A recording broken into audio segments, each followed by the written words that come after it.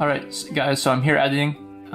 Just forgot to mention my Instagram. It's 2_vintage_. Feel free to message me anytime with help or anything. A lot of people just comment and say, hey man, love your videos, whatever. I really appreciate those comments and I always reply back. So if you guys want to message me on Instagram, hit me up. It is 2_vintage_. This is what my account looks like right there. I've got 6,019 subscribers. And yeah, so if you guys want to chat, hit me up on Instagram. But anyway, enjoy the video. It is going to start right now. Alright guys, welcome to a new video. Finally, it's not windy, so we can actually go outside and enjoy the nice weather. Just a huge thank you to everyone that supported the channel. And as you guys know, we're very close to that 100K mark. I've been waiting almost 3 years for this moment, and it's awesome. So thank you to everyone that subscribed, commented, shared the videos, liked the videos, continued the journey with me. It's been awesome. I love YouTube, love doing it, love making the videos, and probably never stop. So anyway, just wanted to give that quick shout out to everyone who watches the channel. We're going to continue the build on the Kawasaki KX80 right now. Plan for today, I think we left off last video. The coolant was leaking out of the water pump right here. Somewhere in here is leaking. A lot of people said in the comments that it was leaking out of this, what's it called, coolant little channel. So you take this bolt off and you can drain the coolant from there. So that gasket right here might be broken. Also, a lot of people said that the case was leaking oil, where it is. It's definitely leaking oil. I think the clutch gasket cover, or the clutch cover gasket, is the one that's broken, or maybe this one behind here. So there's two covers in there, and I think it's the main one, because right now you can see that there's oil dripping pretty heavily out of this one and that one, or it could just be this one dripping onto this one. And as you can see, the oil is pretty milky, so there's definitely coolant getting into the oil at somewhere. So I'm guessing the water pump seal needs to be replaced. So today we're going to take off all this crap, take off the cover, check out the water pump seal, check out the clutch, all that good stuff, and see where all these leaks are coming from. Order up the gaskets, get it going, and hopefully we have a good bike. We're going to do it the correct way. We're just going to order everything brand new. We're not going to just monkey around with the gasket sealer and all that crap. We're just going to order everything, be done with it, and then hopefully we can rip this thing around. Also, as you guys noticed, the back tire is super bald in this thing. It'd be nice to get an extra back tire for it. I think I've got one laying around. I might just throw on there. All it needs is a tube and a tire. So that's pretty easy to do. Other than that, I think we're pretty much done. We also have to adjust the clutch lever. As you guys saw in last video, it's pretty janky on here. So that's the next step. So let's take off this clutch cover. Just needs, I think, an 8mm. Go around here, take off all this crap, and let's see what it looks like on the inside. This is what the oil looks like right here. It's not like super milky. It just looks kind of like bad oil. It's just like gray oil, which can be from the clutch. So maybe there's not water in it. Yeah, it really doesn't look that milky. That's just my glove showing through the white. But it's not super milky. We're still gonna check the water pump seal and just make sure it's good and tight, but it might not even be leaking water. It just looks like really old oil. And the coolant came out. It has this little twisty thing right here, so I just twisted that off and coolant just drained all out of it, which was nice. I never even knew they made those. That's kind of cool. This thing also has a power valve right here, which I'm not sure how the case comes off with that in there, so we're gonna have to work around that.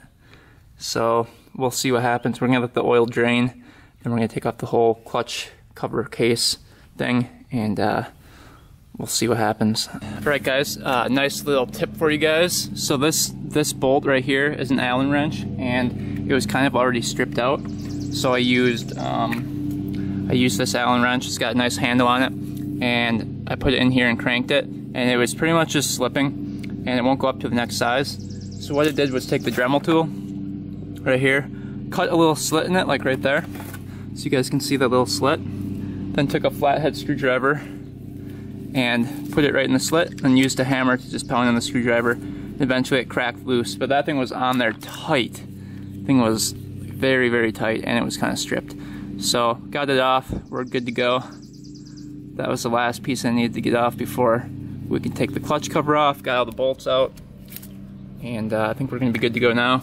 This thing should just come off, perfect. And put that right there. And now this should be pretty loose on here. We're gonna take a rubber mallet and bump it around here just so that it can be free from the gasket. And we'll take it off and see what it looks like underneath. Guys, so we made some progress. As you can see, the clutch case cover is completely off. Gasket was ripped and stuff. And very, very paper thin. Very, very thin. So that was squished pretty good. Got the water pump out right here. There's a little water pump right there. And looked at the seal. So we can see it right here. Will be right there. That seal looks pretty good. It still looks like it's usable. It's pretty tight in there. I'm just going to clean up this now and clean up this. The power valves were a different story though. Power valves go right here. So this little clip right here, you guys can see that, was attaching that to that rod in there, and then this goes into the case right here. And if you guys look down there, there's a little spot where, see that little corner? That corner matches up with this corner, so it can only go in one way. So that goes in just like this. And then these grooves line up with these grooves right here, and then when the engine spins, it spins this, opens up the power valves that are sitting in there, which I can't really see, but it's not too dirty in there, so I'm assuming those work. And when I rode the bike, they obviously opened up, otherwise you wouldn't hit that power band. But yeah, so it was a little bit complicated, figured it out though, it wasn't too bad. And then this little screw right here was holding that in place, so we can just screw that guy back in. But that holds the rod in there so it doesn't move. And that connects to, where's that little hole? That connects to the part up here. It's like a little hole where it can connect to, right there. So everything works. There's no cracks or anything in the case. I was looking down below for any imperfections or anything. It all looks pretty good. No big gouges by the gasket or anything, letting oil out.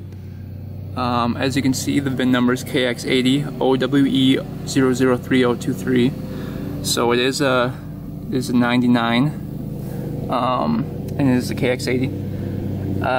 We're gonna take apart the clutch here now, I think, and just take a look at the clutch plates, because I noticed that the clutch was a little bit weird. So let's just inspect these quick since we've got the cover off. We're gonna get brand new oil, we're gonna get brand new gaskets, and we're going to also get a brand new gasket for here. This one's a little bit thin too, as you can see. Look at how thin that is, so it's really pinched, and I think that was letting some oil through as well. So we're gonna get all new gaskets. I do not think we're gonna get a new case, because that means we have to get all new bearings and stuff to put in here, and I don't really feel like doing that. So we're gonna use this old one and hope that the coolant doesn't come out. If I can find a reasonable price for this case cover right here, this clutch case cover, then we'll buy it and put the bearings from this one and the other one along with the seal. Then we would have to buy a new seal as well. So that's getting up there in price. I kind of wanted to make a profit on this bike, but it doesn't look like I'm going to anymore, because I already spent I think it was like 30 bucks for the brake lever and the, what was the other thing we bought? Oh yeah, the housing right there. So that's already 530 bucks, and these bikes are worth like about 800. So you got another probably 100 bucks within the case and the gaskets. So you wouldn't be making too much of a profit, plus time and money, and yeah. So I don't know what we're gonna do. We're probably gonna just buy a new case cover, to be honest. I don't really feel like dealing with the leaking coolant, but we'll see. So we got everything bagged up, everything's ready to go. We're gonna order the new gasket here on Amazon. Hopefully it's available on Amazon, otherwise eBay takes like a week to deliver stuff. But we got everything cleaned up, all the gasket little marks are off, except these pieces that I didn't want to dig into the metal, so I just left those. But they're very, very thin, they won't make a difference, and they're up on the top. So anyway, we got everything done. Everything's all cleaned up. I cleaned all this stuff up with degreaser stuff, so it's all ready to go. I cleaned the seal in here. That's ready to go. So all we have to do is put the gasket on here, and we should be good to go. And yeah, new oil, new coolant, all that good stuff. But anyway, if you guys have seen me use this set, I bought this thing for like $97. It's metric and US, so has everything you need basically for tearing apart these bikes, fixing them up. So if you guys are interested in this this tool socket set, it'll be linked in the description on Amazon. I know a couple people were interested in it, so there you go. It'll be linked in the description. You guys can go buy it. I think it's $97. Let me just check here on Amazon quick. It's not too bad, and nothing's broken on it. It's a really good set, and it pretty much has everything you need. So yeah, 97 bucks. Let's see here, 97 right there. So if you guys want to go buy that, it's a 170-piece set. It's pretty dang nice. Has half-inch socket as well, so it's very, very nice. But yeah, so that'll be linked in the description, and yeah. We're gonna take a rip on the Polaris Explorer here I just picked up. Got this thing for 1,100 bucks with 1,098 miles on it. I think we're just gonna take a quick ride in the back, just so you guys can get a feel for where the Polaris Explorer 4x4 is. It's a 400 liquid cooled, pretty nice machine. Brand new tires on it, as you can see. These are studded for some reason. I think he was probably using it for ice fishing, but it is on-demand 4-wheel drive, so you just push the little button. Has hand warmers as well, right here. And I've got like 3 guys wanting to come and get it already, but this thing is pretty sweet. We're gonna take it for a rip here, and on the trails in the back. It's not too wet, I don't think, right now, so we should be able to do that. We're gonna take the GoPro and switch over to GoPro and do that. Other than that, I think we're pretty good. Hopefully you guys are enjoying this build. Leave a comment below what you guys think I should do. Should I grab the new case? Should I get all new seals? What do you guys think? Leave a comment below.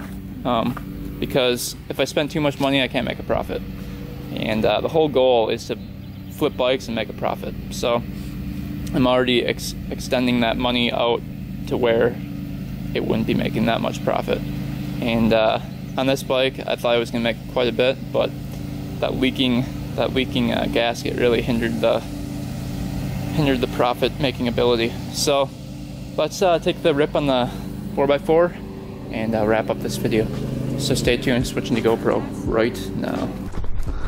Right guys, we've been taking a ride on a Polaris 4x4 since winter, so let's do it quick here. 1996 Explorer 400 liquid cooled 4x4. Should run and drive great. Let's see here. Start her up. The start button's upside down for some reason.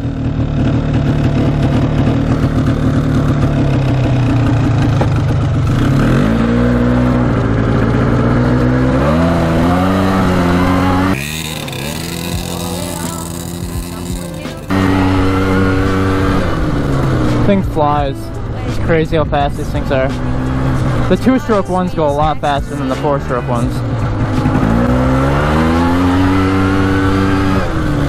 We're just gonna take a quick ride since we have to fill the gap in the video. Because I know you guys all wanted to see the KX80 finish, but those gaskets will be here by Friday. So it's Monday right now. We don't have to wait too long to rip it.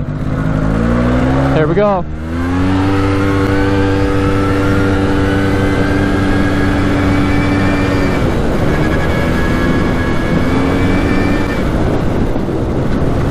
Woohoo!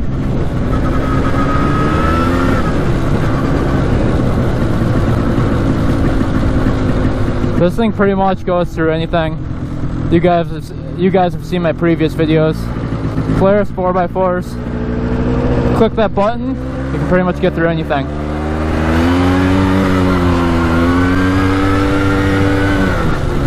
Woo!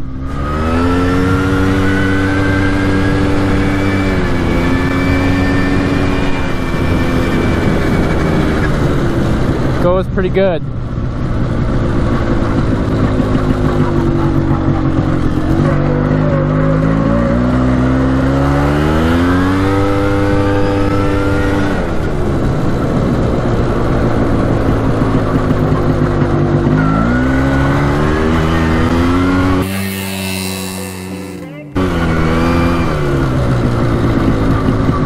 These are great for hunting, fishing, ice fishing, mudding, pretty much anything you can do with the four-wheeler. I love the Polaris too. They're super easy to work on. That's pretty much why I buy them. They're so easy to fix. Parts are super available for them, so it's easy to come by. I just wanted to take a quick rip on the four-wheeler just to see how fast it went and stuff. So that was the ride. Hopefully you guys enjoyed that short ride. No, it wasn't much, but it feels good to be riding it again. I know we took a break from the 4x4s and the quads, but I definitely want to look for another Banshee or something similar to that. That's like around $2,000, so we can rip that. It'd be really interesting. Also in the future, it'd be nice to get the KX 500 or a CR 500. I did have one CR 500 last summer. That thing ripped, and that thing was pretty cool. But I'd like to try out a KX 500 and see what that's like. But if you guys find one, send one my way. I might go pick it up. It has to be in Wisconsin though. So anyway, hopefully you guys enjoyed that video. If you guys want to buy the toolkit, it's on Amazon and the link in the description. Also my GoFundMe is up there if you guys want to donate. But yeah, that's the video. Thanks for watching, guys. Thanks for subscribing. Until next time, we are out.